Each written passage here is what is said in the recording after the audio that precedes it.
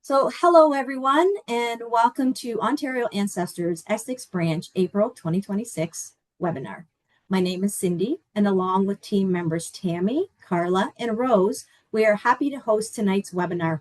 Thank you for joining us.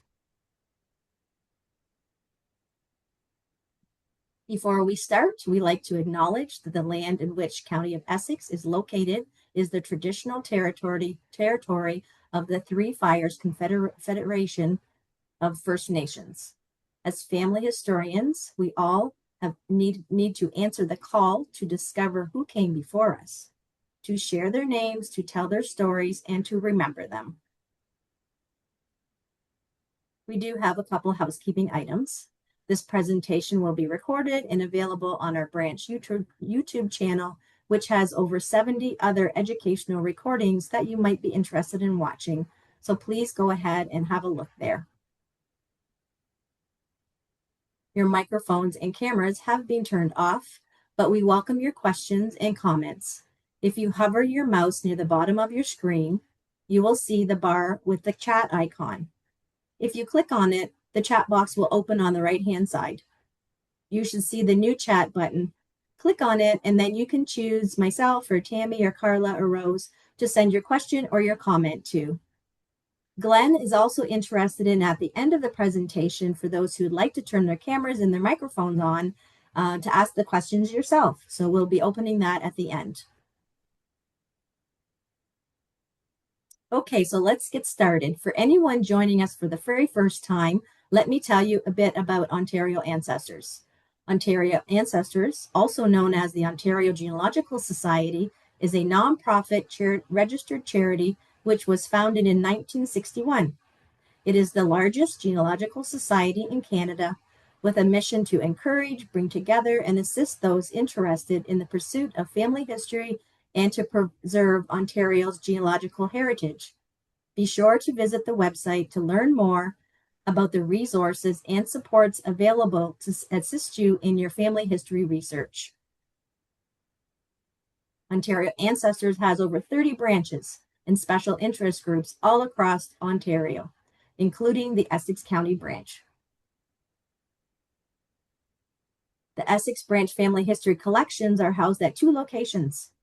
The Essex Branch Collection is housed at the Windsor Public Library Local History Branch at Sandwich Street in Windsor. And the Franco-Ontarian Research Center Collection is housed at the former Maryvale Convent at Prince Road in Windsor. Visit the Essex Branch website for more details and directions to both locations. We always like to connect with people interested in genealogy and local history. You can connect with us at these emails. You can also join our Essex Branch Facebook group with hundreds of people who are interested in genealogy and local history. And be sure to visit the Essex Branch website, which has many resources, both for branch members, but also for the general public. We look forward to connecting with you. Mark your calendars for these upcoming events in the community. On May the 7th, the Essex Branch and the Kent Branch will represent Ontario Ancestors at the annual Tilbury Senior Fair. Please stop by for a visit if you're in the area. Then on June the 1st and June the 29th, the local history branch of the Windsor Public Library will hold their free genealogy social club where you can connect with others interested in genealogy and local history. The events are free and everyone are welcome. And then our next and last webinar until the fall will be on May the 12th at 7 p.m. 3 members of our branch will share a bit about their own family history research, and you can register to attend on our website. Now for tonight's presentation, Rum Runners of Essex County. We are very excited to have Glenn Bararco transport us back in time to learn about the history of the Rum Runners in Essex County. Glenn is a Windsor-based producer, performer, and historical storyteller, best known as the owner and creative director of Encore Productions of Windsor and the creator of the award-winning Rum Runners Tour. Glenn specializes in bringing local history to life through immersive theater, music, and engaging presentations, such as this one.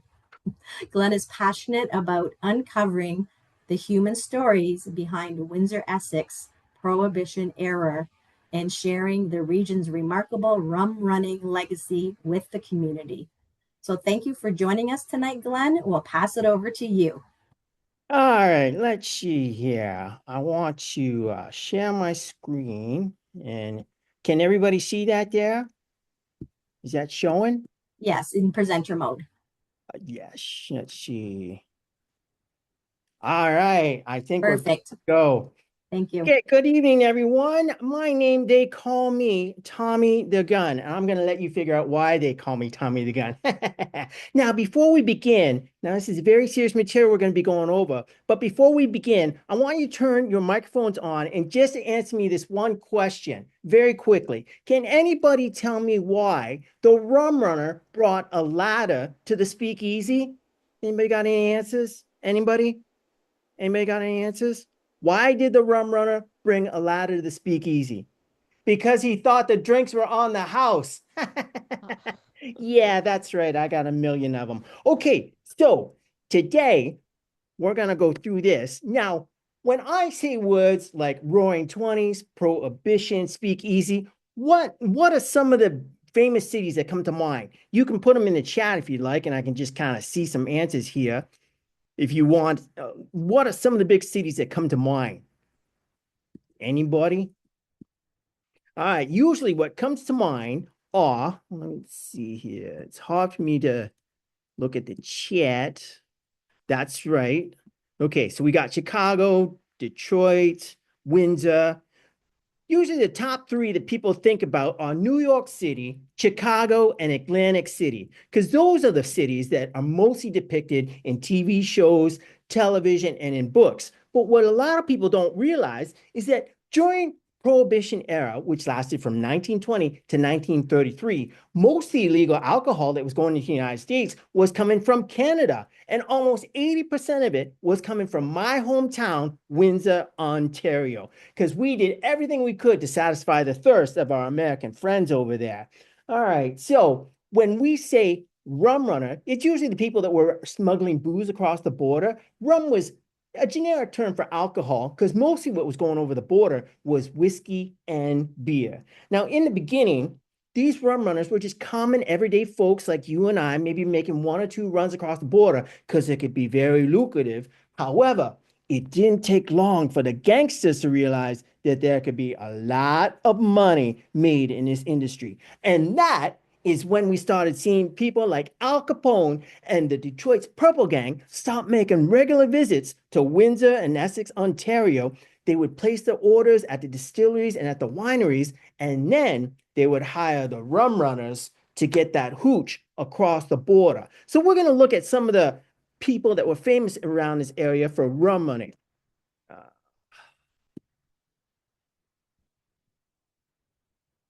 So if you look closely at the map, you'll see that Windsor, Essex was perfectly positioned to become a rum running empire as we were almost completely surrounded by the United States of America. Now, if you look at south, you see the point there. That is a place known as Point Pelee. And then further south than that, you see the little island. That was a hotbed for rum running as people would just ship their shipments on ships to the island and then wait for people from Sandusky and Putin Bay to come over and grab that shipment and bring it back over to the United States. And then you'll notice as well, Detroit, the narrow strait, the riverway that runs between Detroit and Canada, that was a hotbed of rum running. There's a little bit of a closer-up view. You see Amherstburg, LaSalle, Detroit, and then Leamington, Kingsville.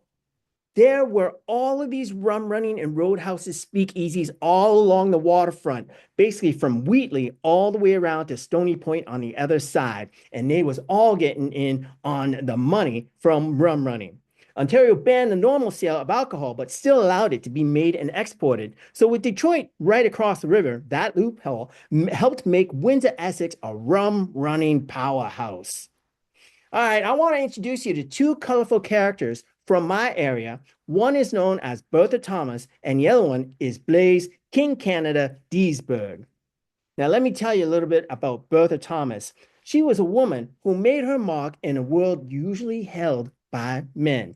Now, in 1920, she came across the river from Detroit, having been recently widowed, and bought a little three-room restaurant where she would cook the food, seat the people, and take their orders. She did everything on her own before expanding. And when she died, she had grown that little three-room place into this powerhouse organization known as the Edgewater Thomas Inn. And the Edgewater Thomas Inn had a dining area for about 1,000 patrons with a huge dance hall. As well, there was 49 rooms located in there and 5 specific apartment suites that she could rent out. There was also a 33-acre farm with tons of chicken and that provided all of the food for the Edgewater Thomas Inn. Now, what's interesting about the Edgewater is that a lot of celebrities, the legend says a lot of them made their way to the Edgewater because they weren't allowed to be seen in public in any of the bars across the river due to the prohibition. So you had legends like Babe Ruth and Joe DiMaggio, not Joe DiMaggio, Jack Dempsey. That's what I was thinking of. The famous boxer Jack Dempsey and Babe Ruth would make visits to the Edgewater Thomas Inn. Now, because there was all these roadhouses located along the waterfront, like starting on the west, you had like A-Bars, and then continuing east, you had the Edgewater Thomas Inn. Then from the Edgewater, you had the Rendezvous. What a lot of people don't know is that there was a wire that connected all three places. And whenever the police came into the area and for potential for a raid, what they would do is they would tap on the wire and send a signal down to the next roadhouse down the way to let them know that the cops were in the area. Now, it's hard to tell from this photo here because this is more like from the 1940s when this picture was shot. But in the early 20s, Bertha had what was called a parking attendance lounge, and she would hire 15-year-old boys to help park cars and help her along the way. She'd pay them about maybe $5 a day, which was a lot of money back in that day. So what they would do, there was a little buzzer system that was connected and hooked into the toll booth there for the parking. And at the click of a button, when they saw police in the vicinity, it would send a signal to the bartender. And now the bartender had a stick about yay big, and he would take that stick when the buzzer went off, and he would do a light tapping on the bottom of the bar. And then all of a sudden, the shelves would just collapse, and all of the booze would safely travel down to an underground compartment, safely hidden out of sight for when the cops showed up. Now, all of this was confirmed when the Edgewater Thomas Inn burned down to the ground, and the police and the fire department found all of these hidden rooms, hidden compartments, and walls on sliding wheels that could rearrange the foundational look of the Edgewater Thomas Inn. There was also a hidden boat well as well found there. Now, the musicians also in the band that played at the Edgewater were in on the take. As soon as they saw that the bartender had tapped the bar underneath the stick and all the bottles disappeared, they would rush around, go take all the alcohol and the booze from all the tables and dump it into this huge, thick carpeted padding along the floor of the Edgewater. And then police would come in and start sloshing around, but there was no alcohol to be found. And that is where you get the term being sloshed. I'll bet you didn't know that one. All right. There's also a rumor that Bertha would take a stack of $10 bills because you don't get to be this big and this productive and this lucrative in this kind of industry without having a lot of connections. And she had connections all throughout the province and municipally with all the police forces. And sometimes when the police raid would come in, she would take a stack of $10 bills and then drop a trail of tens from the entrance of the Edgewater all the way to the back exit. And the police, they would come in, they would just follow the trail of money and peacefully leave out the back door. Now, of course, it costs money, but Bertha kind of approached it as a business expense for her Edgewater Thomas Inn. So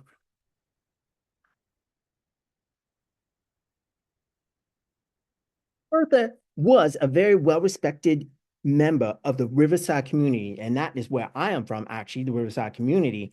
And there are local stories of her being very philanthropic and also very generous with her resources. She would host Christmas parties for the underprivileged to make sure that all the families had Christmas presents, as well as throwing annual Halloween parties for the children to ensure that everybody had candy on the day of Halloween. Now,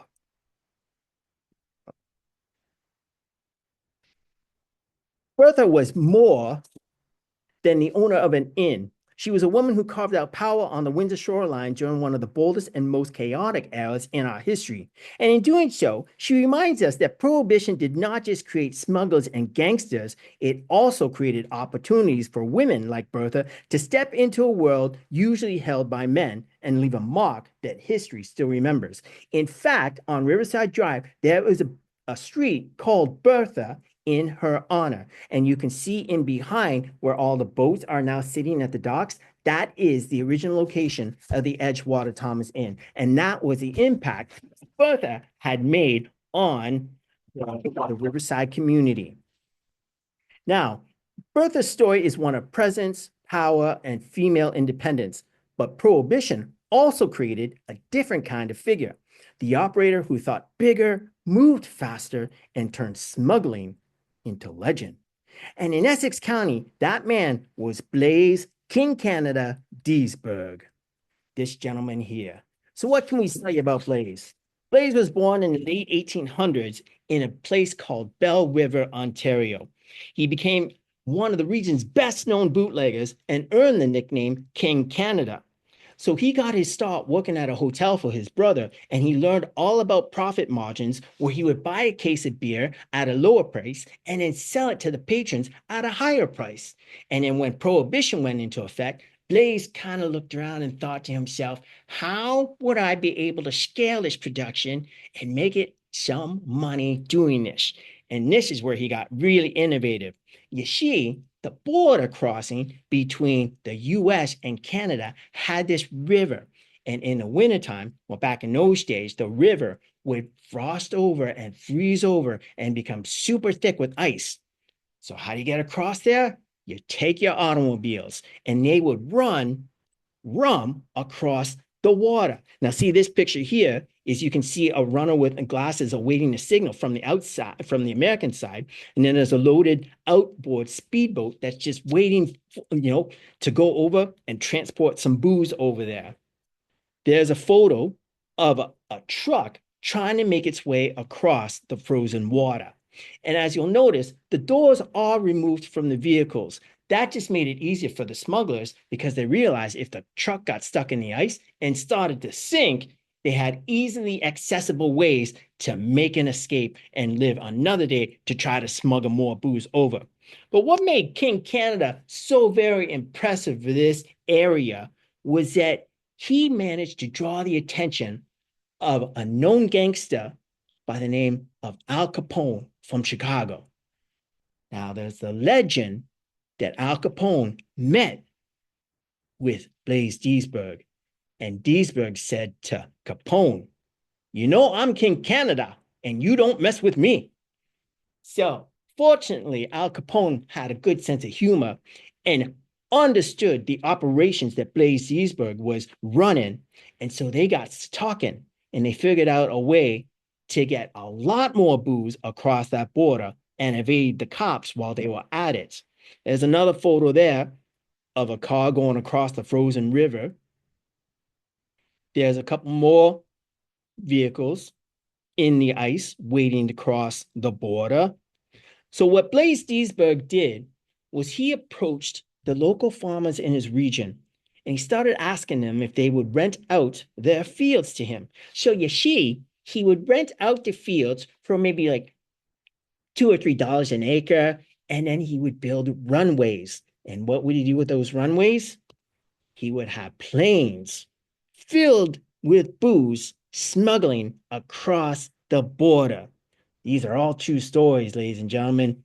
In fact, on one of the Rum Runners tours a couple years ago, we met the great-granddaughter of Blaze Deesburg, and she approached us and said, I know exactly where those fields were, in the Bell River area. So it's a fascinating story, and I want to run some numbers for you just to kind of give you an idea of how much money this gentleman was making. Let's just say, so I did a little bit of research, and one of these planes here from World War I could probably accommodate 25 cases of booze to transport to the United States. Now, let's just say for easy numbers that he's charging $25 per case. So you do $25 times 25, that's $625 in one shipment. Let's just say that you do 5 shipments in one day. You're looking at $3,125 a day going across the border. They did this 7 days a week, you see? And now we do 3,125 times 7 days a week, and that gives you $21,875 going across that border per week. Now, how many weeks you got in a month? Can anybody tell me? That's right. We've got 4 weeks in 1 month. So we go times 4, and that equals $87,000 and $87,500. There we go. It's kind of hard to see with the cameras and stuff with this fandangle technology, but that's a lot of money. Then you do that times 12 for 12 months in a year, and you're looking at over $1 million worth of illegal booze going across the border back in the early 1920s. That was a lot of money in those days. And that's the way that Blaise Diesberg did it, was he ran planes across. Now, when you look at that and you think about it, that's only one plane. Blaise was renting out a number of fields that had different, multiple airplane lanes for the planes to take off from. So nobody knows for certain how many planes, how many runways were actually built around this area. And nobody knows for certain how much money he actually made. But let's just assume that it was a lot. So Diesberg met with Capone. Capone got this deal going with him. And here's an interesting story. So the planes would land. They would start about at 6 o'clock, 6 a.m. in the morning. They would start loading the booze up on the planes. One of the days, Blaise was out helping to load up the plane, and the pilot, who was one of Capone's men, said, "Hey, I want you to come on up into the plane with me and take a ride." So Blaise, not thinking anything of it, jumped into the plane and went for a ride with Al Capone's henchmen. And they took him down to Chicago. Now, Blaise wasn't thinking too much of it. And then he got off the plane, and then he got into a car where there was 2 other gentlemen, and then they transported him to this very secretive but monstrous mansion located on the outskirts of Chicago. Blaise Diesberg come to find out that it was Al Capone's hideout and his main sanctuary, where he had spent tons of money preparing this place. And when he entered, he still wasn't too sure about what was going on, but was greeted by Al Capone, who said, "I just wanted to show you a little bit of appreciation for what you've been doing for me and my businesses here in Chicago." And through this huge lavish party for the King of Canada, including all these dances and lots of booze all night long. So after partying for a couple hours, Blaise was just brought back into a car, brought back to a plane, and shipped back off to Canada. But that was the relationship between Blaise Diesberg and Al Capone, also known as Scarface. So King Canada, and that's what he said to Capone when he met him. "Listen, I am King Canada, and you can't fool around with me." So in the end, King Canada was remembered because he was not remembered because he played it safe. He was remembered because he thought bigger, moved faster, and carried himself like a man who knew exactly how much power this river could give him. In many ways, Blaise Diesberg became living proof of what Prohibition could do in Windsor, Essex, turn an ordinary man into a legend.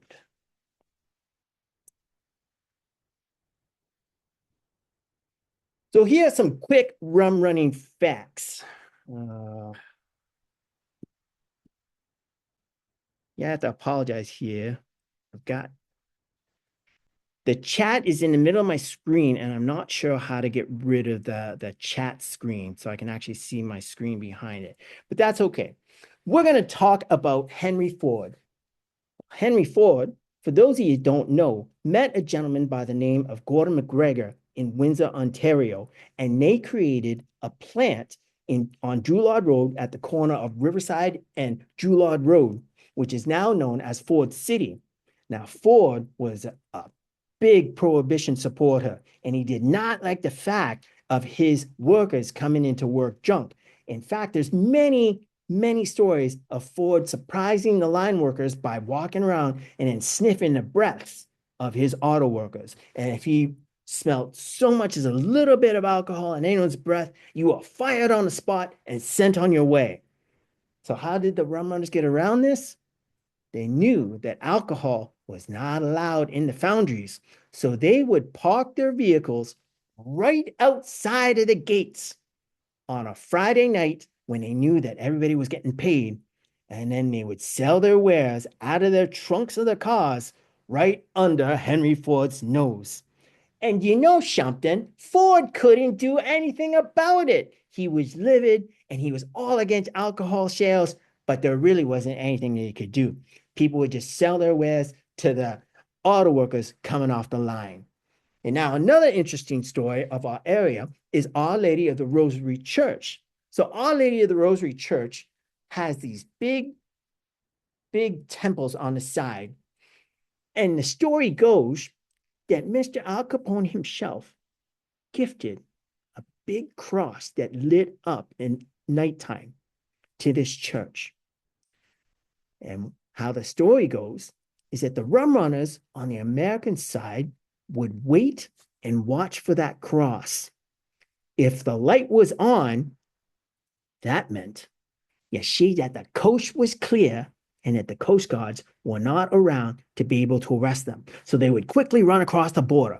However, if any of the lookouts on either the Canadian or the American side, spotted any patrols on the waterfront, they would get in touch with the church and have the church turn the light off for the cross.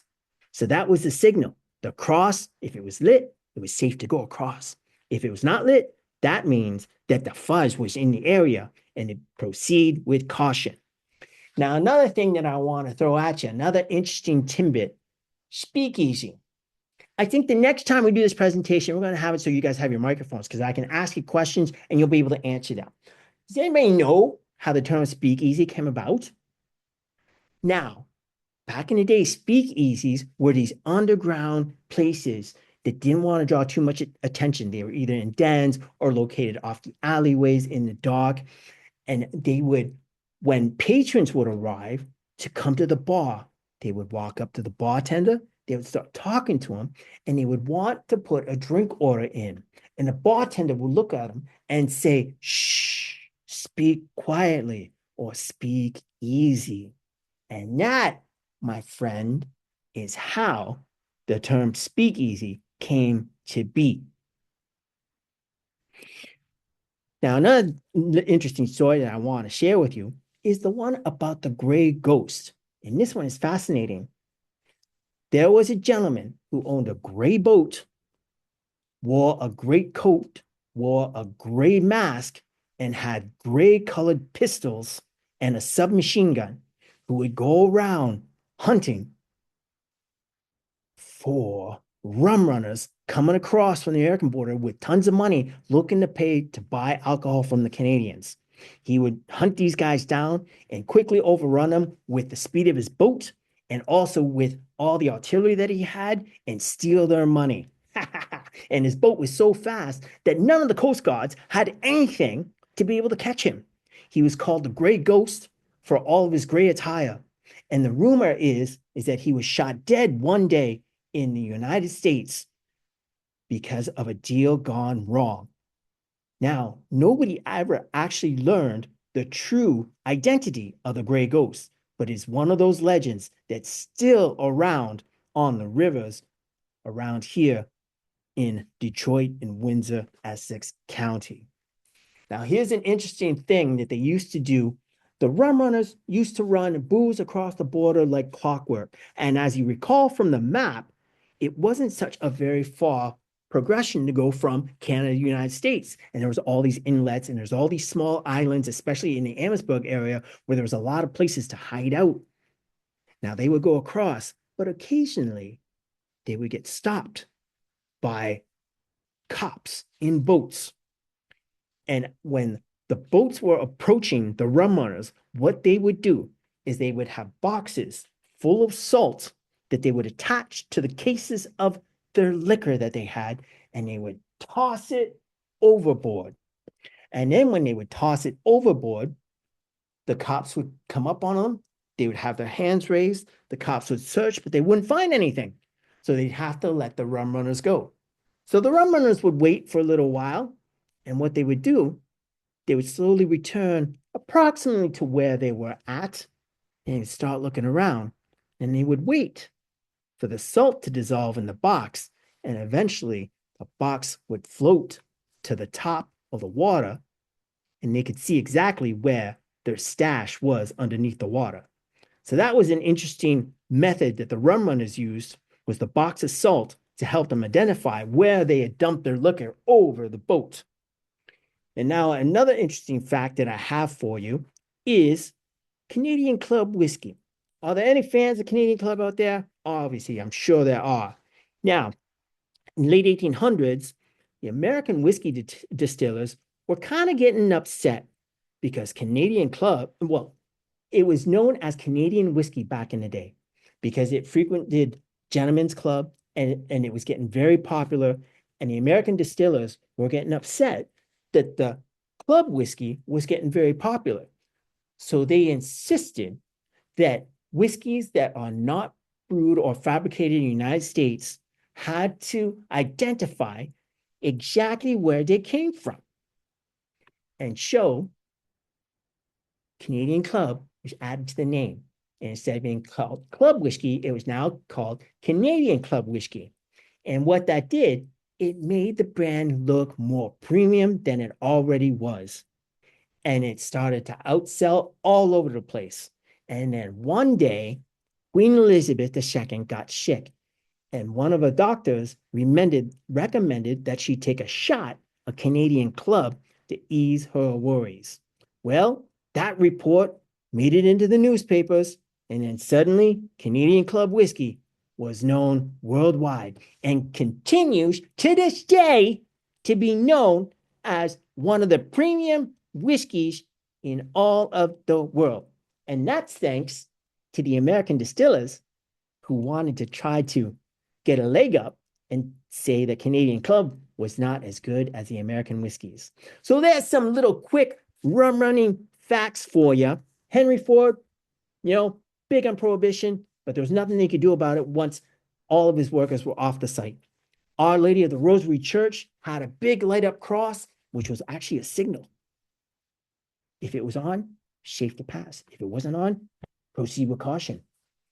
Then you had the term speakeasy, which came from the underground dens and side alleyways where the bartenders would instruct the patrons to speak easy, talk quietly, because we don't want to draw too much attention to ourselves. And then you had the legend of a gray ghost. And nobody to this day really knows who the gray ghost was. And then you had the box of salt, which was the method for tossing your liquor overboard and then coming back a little while later once the salt had dissolved to find out where your booze was. All right, let's see here. So, and now, what I would like to do, in case you haven't heard about it, is I want to talk a little about the Rum Runners Tour here in Windsor. So this is the largest scale production of its kind in North America. It's a 4-hour event featuring 3 stops, 12 performers, a hot meal, and one unforgettable adventure. There's nothing like it. And as you can see, a lot of our patrons and a lot of our clientele tend to dress up in period costume and enjoy the Rum Runners Tour. We look at it as recruiting for helping to get that hooch across the border. Yeah, as you can tell, we all have a real good time. Now, the places that we visit are Mackenzie Hall, which is the location behind us in this photo here, where you will visit the courtroom and actually stand inside the courtroom where some of the trials were held for the rum runners that were on trial for bringing booze across the border. So you learn all about the history there and the history of how the cops were on the take, because they were making a few $100s, maybe a month, working for the province or the municipality, but they was making maybe $10 or $20 every time a rum runner just wanted to run some hooch across the border. So some days these officers would walk with a couple $100s a day. So of course, it's good money back in the 1920s, right? Who's going to say no to that?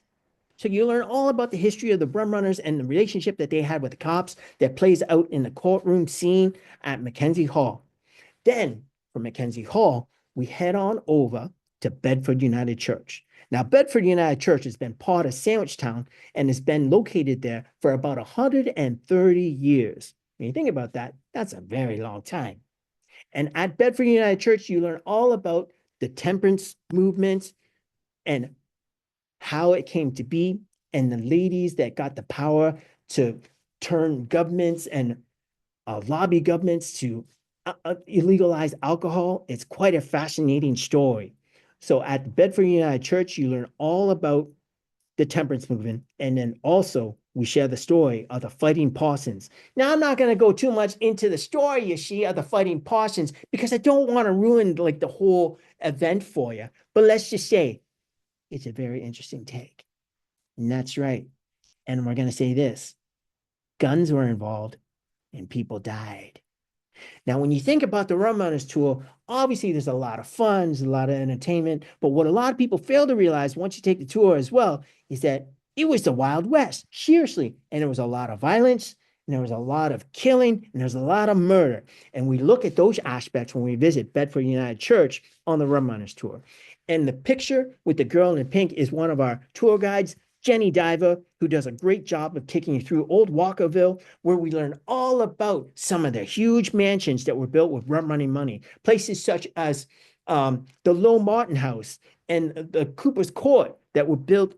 These people were making like 12, $15 million back in the 1920s. That's a lot of money. So the Rum Runners Tour takes you through the whole Walkerville area. We see these huge mansions. We give you the history of these places. We go to Mackenzie Hall, learn about the relationships with the police officers and the rum runners. Then we take you to Bedford United Church, and you learn all about the Fighting Parsons and the women's Christian temperance movement. And then there's a picture of the inside of the church with the Women's Christian Temperance Union. She's spouting off about the demon rum and how you're going to burn if you drink that stuff. After that, pardon me, we head on over to a speakeasy where there's tons of entertainment. There's a three-piece jazz band. There's people dressed in costumes. There's comedy. There's singing. There's dancing. It's a lot of fun. Oh, and in total, the whole thing is 4 hours in length. So it is the largest scale production in North America. And I've done the research. I've looked at Chicago, Atlantic City, Vegas even. Like, there are rum runners and maybe gangster tours that are maybe an hour or 2 hours in length. And sometimes you'll have like maybe one or two people that dressed up as rum runners sharing the history of their area. We have a full-scale production of 12 performers that you meet over the 4-hour period. We do the on the bus, off the bus tour of all these awesome and amazing locations. And then we end it with a 4-hour speakeasy where there's food included, drinks, laughter, and guaranteed a good time. But with this picture here, what I would like to do is draw your attention to the gentleman sitting in the back with a white shirt. You can kind of see some red marks on it. In my years of doing the Rum Runners Tour, I had never seen anything like it. And this guy cracked me up because he came walking up to me, and I looked at his shirt and said, "What do you got going on there?" Then I had to take a step back and look. He had taken a lighter and burned some holes into his shirt to simulate bullet holes, and then added some fake blood. He was a victim of a gang shootout. That was his costume. That was the best costume I'd ever seen on a Rum Runners tour. I just about lost it. It was so funny. And his wife came up to me afterwards talking and saying, "Oh, yes, When he found out that she was going on the Rum Runners tour, he said, I got this brilliant idea. And then he disappeared into the garage for a couple hours and came back, showed me his outfit, and I just had to shake my head. But that there, that gentleman, that's the spirit. That's how you get into the Rum Runners tour. You play the part, you play the role, you come down, you have a real good time. Because we're talking about real life gangsters here. The Purple Gang, Al Capone. The list goes on and on about people that would come into Windsor or Essex County, put all these massive orders for booze and get them across the border. Shh. Very quietly, obviously, because we didn't want to attract the attention of the law enforcement agencies.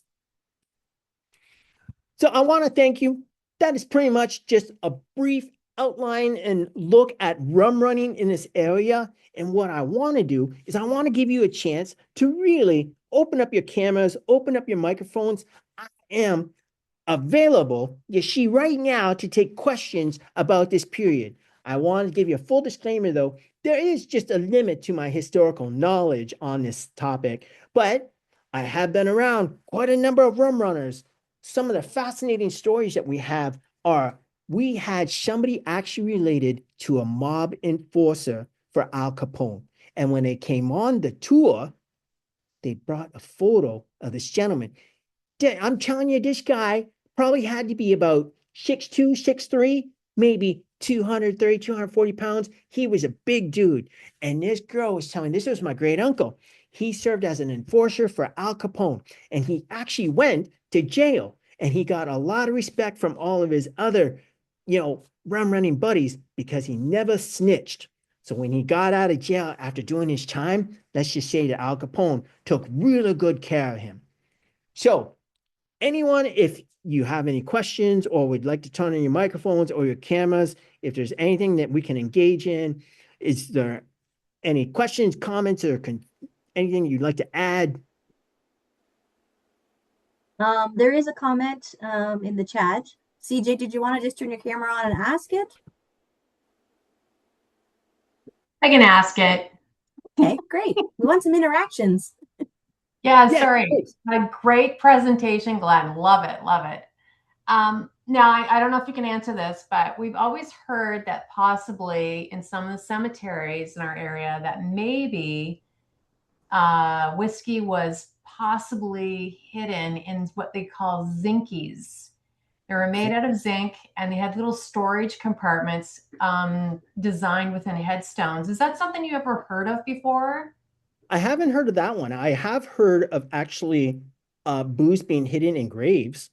I have heard of that, where they have kind of dug up like the hole and kind of put some booze in there because they were sure that the authorities weren't going to, go digging in the graveyard sites looking for booze. But it wouldn't surprise me. Like they got really innovative when it came to ways to hide their, booze from authorities. So I can definitely ask around. The thing that's beautiful about our tour is that we do have some really fanatical historical people on the tour. One of them is Jen, which is one of our tour guides, and she knows so much history about Walkerville and rum running in this entire area. And I'm going to bring that up to her next time I see her, and I'll see if I can get an answer for you. So yeah, that'd be cool to answer because it's been something we've talked about for several years. So it'd be good to know. Zinkies, yeah. They're all made of zinc with storage compartments in them. Nice. Another cool fact about rum running is that a lot of the Underground Railroad tunnels that went from the United States into Canada were eventually used for rum running.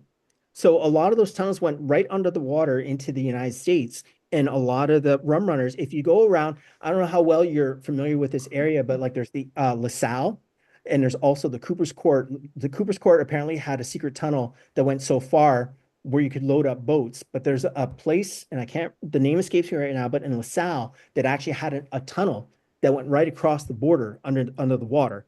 And that's all boarded up now, but that was used originally for the Underground Railroad to help hide slaves. And then it was used again during the 1920s for the Prohibition era and running booze across the border. Interesting. Mm-hmm. Anybody else got any questions? I'd love to chat about anything. Margaret? Okay, I have a question. I'm from Windsor originally, and when I was doing some historical research on our family, our last name is Eisler. I found newspaper articles of a guy in Riverside in the 30s who was obviously running a speakeasy, kept getting caught with booze and women in the house, and he never seemed to get charged or anything. And he was also caught in Detroit too. So I'm wondering if you have sort of encountered him. Eisler. I could look it up. I haven't per se, but again, what I'm going to say, like, and maybe I should have brought her for the presentation, is my friend Jen, who's a tour guide, and she actually knows a lot of the houses are in. Okay, so do you know where the water pumping station is by the lighthouse in Windsor? There's that waterway that goes underneath the bridge and cuts into Canada. Like, Oh, you mean the Ambassador Bridge? no, not Oh, Ambassador. you mean out in Do you know where the Tecumseh? lighthouse is? Yeah, there's the lighthouse. It's not too far from it's called the Harbor House now. There's a Huh? restaurant, the Harbor House, and there's a lighthouse there, and there's a little waterway that goes into, basically it's this little pathway of water. There's a couple bridges that you have to cross to get across it, but a lot of those houses have secret rooms and apartments where people would hide booze and then load them into the boats to bring across the border. And the gentleman that you're talking about, it wouldn't surprise me if he was part of that gang and part of that movement that did that. And I apologize if I don't have many specifics. A lot of it is just hearsay. And the thing about a lot of these stories too, is none of them can be accurately verified because they didn't really keep records too well back in the Yeah. 1920s. But a lot of them are hearsay and legends and stories that you hear. And when you start hearing them, oftentimes there's a bit of measure of truth to it. I know the one about Bertha, like going into St. Rose Church, was true because we put out a call on a Riverside group on Facebook asking if anybody knew the Thomas family or had any memories of Bertha, and we got a huge reply from Riverside of my mom used to work with her. I knew her children. My father was one of the parking lot attendants there, and they're like, I wish we would have taken or recorded stories because they used to sit around and talk about it all the time. So there's like Bertha Thomas was a big fixture in the Riverside area. She would probably know the gentleman that you're inquiring about because she had her pulse on everything that was going on in Riverside. And she would sneak into church always late on a Sunday morning because she worked really late on Saturday nights. But everybody knew it was her because she had a distinctive clanking noise with her heels as she walked down the middle of the church right to the front row because she always had to sit in the front. So Yeah. it's great. It's great Wow. legends. This is a bit of an off the wall question, but from 1926 to 1941, my father worked at the Detroit Athletic Club. Okay. So they were, most of that time was under prohibition. Were they sneaking alcohol in there, do you know, or is that something you just haven't encountered? I don't know per se, like specifically that area. I do know that prohibition went from 1920 to 1933, so 13 years there. Like, and even after 1933, I still believe they were still running booze until the law enforcement really started cracking down on it. Mhm. Uh, there's a lot of larger than life characters. Actually, we're working with the town of Amherstburg to do some rum running history in that area. What's really fascinating about this region, and as you saw from the map, is that we're almost completely surrounded by the United States. So logistically, it just made sense that we were able to produce the booze and get it across the border in a very, very easy fashion. And back in those days, there was no Ambassador Bridge, there was no tunnel, right? So it was all boats, and it was the dead of night, and it was hard to police that stuff. Actually, Blaise Diesberg used to call it the alcohol highway, I think was what he referred it to, because the cars in the wintertime were able to just run across on the ice and make their runs and deliver their packages. So it's interesting. Third and last question. You didn't mention any blind pigs. Is that sort of, Yeah, that's yeah. The blind pigs were mostly for workers and for the lower class people. The speakeasies tended to cater to the upper crust and the high class joints, and so there was a lot of music, a lot of entertainment, a lot of gambling that went on in the speakeasies. The blind pigs were eventually turned into what you're known as bars today. So the blind pigs. And the reason why they called it the blind pig was you were allowed to sell alcohol if there was an attraction, I believe. You'll have to excuse me if I kind of get this story wrong, but this is what I understand it to be. So bar operators would bring in an attraction such as a blind pig or something along like a three-legged dog or something like that, and use it as an attraction to bring people in, and then they were able to kind of sell alcohol that way in a way. Oh, So that's where the name blind pig came from. thank you. You're welcome. Anybody else? Nancy says her dad said that his uncle played the piano at a speakeasy, and she had the impression that that speakeasy was on Ferry Street in downtown Windsor. Quite possible. I mean, like this was it was the booze capital of Canada. It really was. And when you look at the Riverside, right, there was all of these speakeasy, like high class joints all along the waterfront because it had easy accessibility, right, to the United States. And so the location was everything. And the one on Ferry Street, I'm not familiar with that one. Does she remember the name by chance? Nancy, you can, oh, she says no.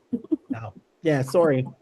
I know some of the names of some of the places. Chappelle House, there's the Dominion House, there's A Bars, the Rendezvous, the Chateau LaSalle, the Edgewater Thomas Inn. Those are some of the more well-known ones. And they operated as legitimate restaurant places where you could, buy food and that, but a lot of them ran booze illegally, and that's where they made a ton of their profit margins. Right. Was there a lot of articles about, this bar was raided and such was found, or was the reporting on those kind of things kind of hush hush too back in the day? Well, I'm just diving into it, but apparently Amherstburg kept pretty good records. There was a newspaper called the Amherstburg Echo, and I just got sent a file a few weeks ago because Amherstburg wants to work with us to bring some prohibition stories to life in the Amherstburg area. There is one story where there was a photographer who was working for a newspaper that was just shooting some boats randomly down on a dock and happened to catch some rum runners in action. And when they saw him, they ran him down, but he was smart enough to hide his camera before they got to him. So they ran him down. They kind of gave him the once over, beat him up pretty good, but let him live because they couldn't find the camera or prove that he had taken any photos. He just kept claiming that he didn't take any photos.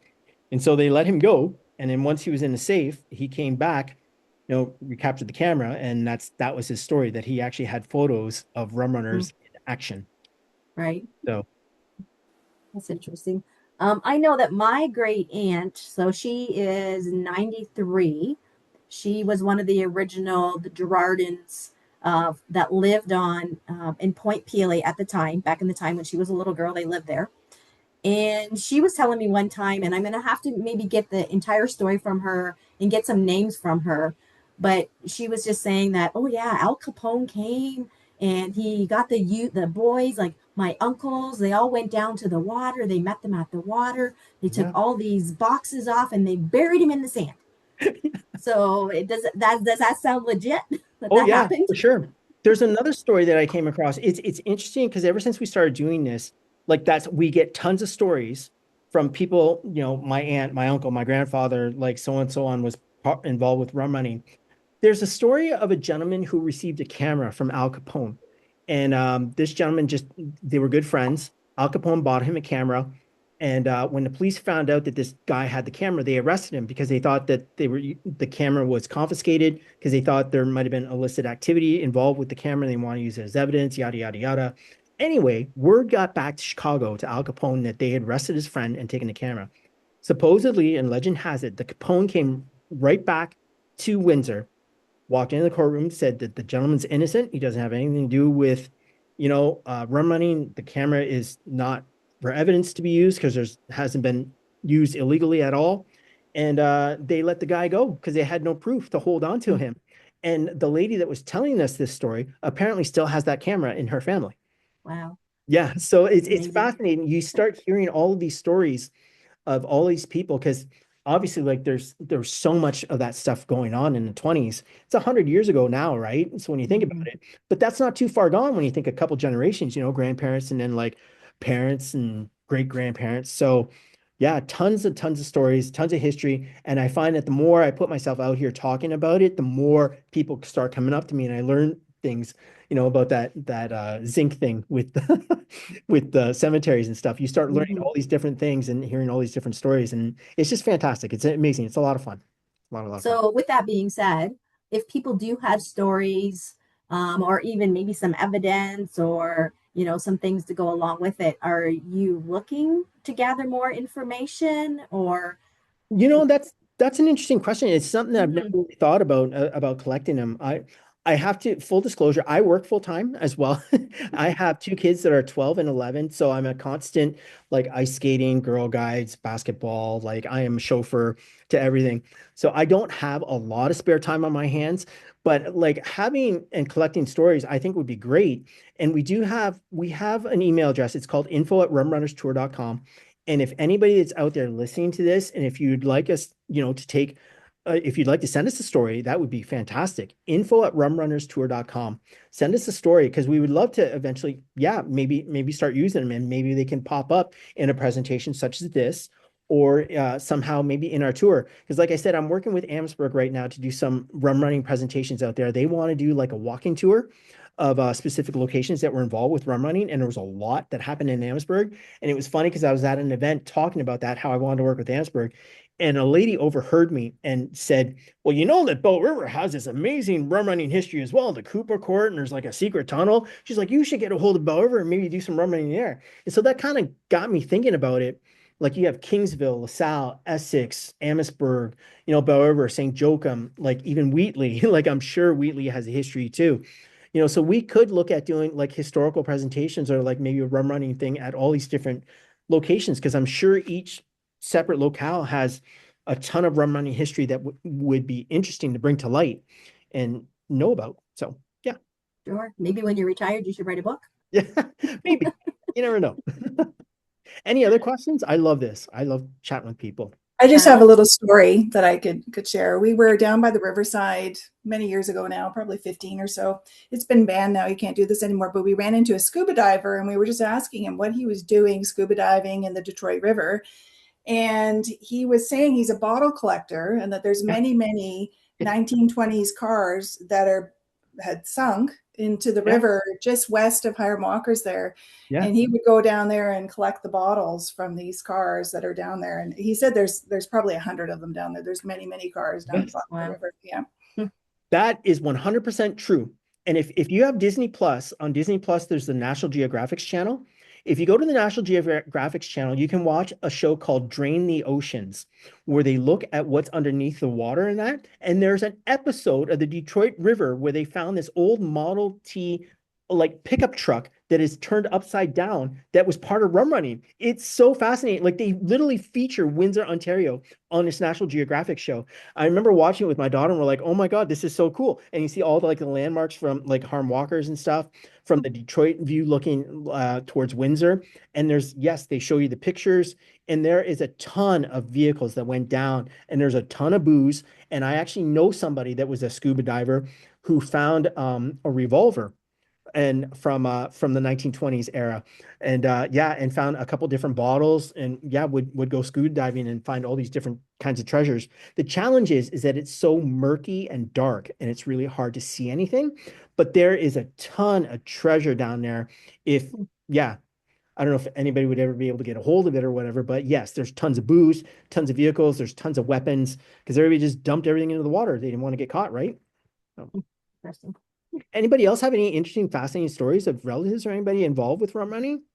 Ken? My uncle played the piano at A bars when rum running was going Oh, on. nice. That's a long time ago. But Yeah. I just wanted to make a comment. Years ago, when the rum runners, you had the group well before COVID. I was attended that, and it was fantastic. So I highly recommend it to everybody. It was Nice. great. We had a blast. We were with a group of people, and just we went back to La Chateau in LaSalle. That's Yes. where we had our meal, and you did the act, I guess you would call it. Yes. And I can't remember. I think it was Ted that played the piano. Yes, I think Ted so. Markham did the piano. And of course, Bedford Church, which I'm very familiar with. And of course, there's a little bit of history there with one of the ministers or reverends that Yes. was in trouble with the rum running and shot somebody. And he Yes. actually, that happened, I think it was at the Lido, but I don't think it was Yes. called the Lido. I don't remember what it was called back then. The Chappelle House. La Chapelle House. Okay. So when Yep.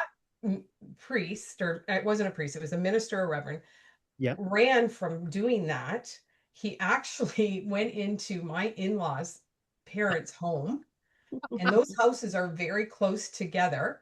And Yeah. he ran upstairs and went into the bathroom, and there was a little window, and climbed from that window to the neighbor's window, and then out the back to Peter Street, and they didn't catch him.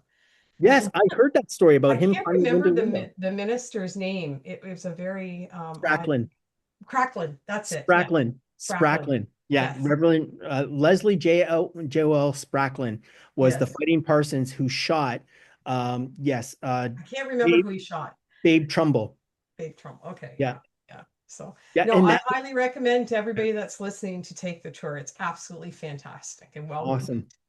Just a few notes on that. Like we've so my wife and I are the new owners. We took over about 4 years ago. We have changed it a little bit because the place in LaSalle has since closed. So now our speakeasy is at the Rockstar, which is the old Club Alouette on Central Avenue, for those of you that might know it. So that's where our speakeasy show happens. And instead of just having a piano player, we have a 3-piece jazz band.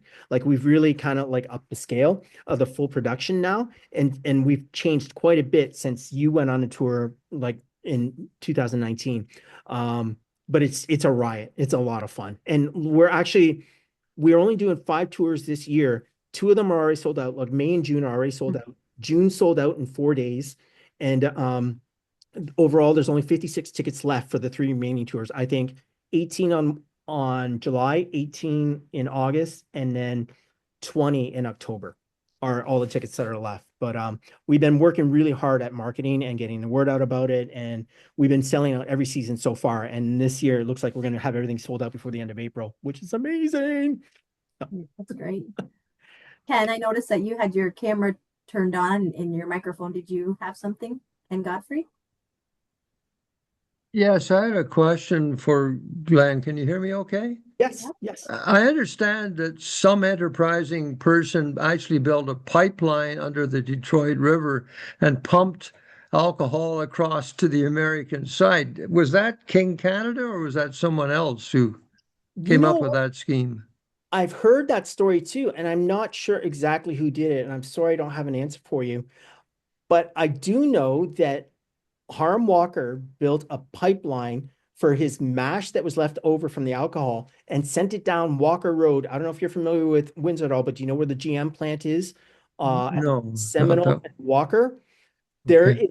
They came across, they were doing some digging out there because they were looking to do some upgrades, and they came across this old pipe and they traced it back all the way to Harm Walker's, right? And that's where he would send all of his old like used mash from the alcohol, and that was used as a feed for the cows out in the fields, because that used to be all like farmland where the GM plant was. That was all farmland at one point.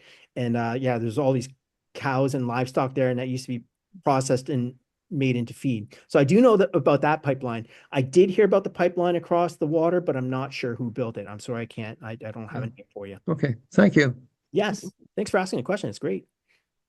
Kathy has her hand up. Kathy, do you want to unmute or turn your camera on and ask your question? Kathy Morris.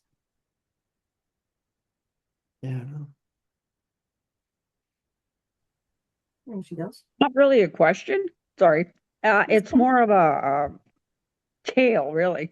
Okay. My grandfather's brother was part of the Border Cities Police. They had a group in charge of hunting down and arresting the rum runners. Wow. Yeah. So he did that through the 20s and the early 30s. And I have highly recommended the tour because I have taken it. And I highly recommend it to anybody that is looking to do something interesting. Thanks. Thank you. That's great. Awesome. Well, This has been great. Looks like that's all the questions or hands up, unless anybody else has a last minute. The airplane was interesting to me. I had no idea that was happening. So that's a new little tidbit that I had no idea. So that Nice. was yeah, that's good to know. Yeah, maybe we'll have to reach out to you to get Jen's contact number. And maybe, next year or something, she'd be willing to come on and give us a little bit of history of, what her passion is. So that we're always looking for Great. speakers. So that's wonderful. Nice. Awesome. Other than that, I guess that's everything. We will let people go. It's just a little bit past 8 o'clock. We like to try to stay. Yeah. You did mention before we joined on that you have literally had people from all over the world that Yes. have specifically come to join your tour. So the couple people said how great it was, but you also have, mentioned that there's other people that have, made long distance journeys to come and to take the tour. So it's what sounds like it's well worth it. Well, what happens is a lot of we get a lot of repeat guests because a lot of people love the tour, and so when their families come into town, they tend to bring them out on a tour and Mm. like share a good time. And I had one gentleman come all the way from England. He was 94 years old, and he pulled me aside and he said, "Young man, I heard that you're the one that's in charge of this operation."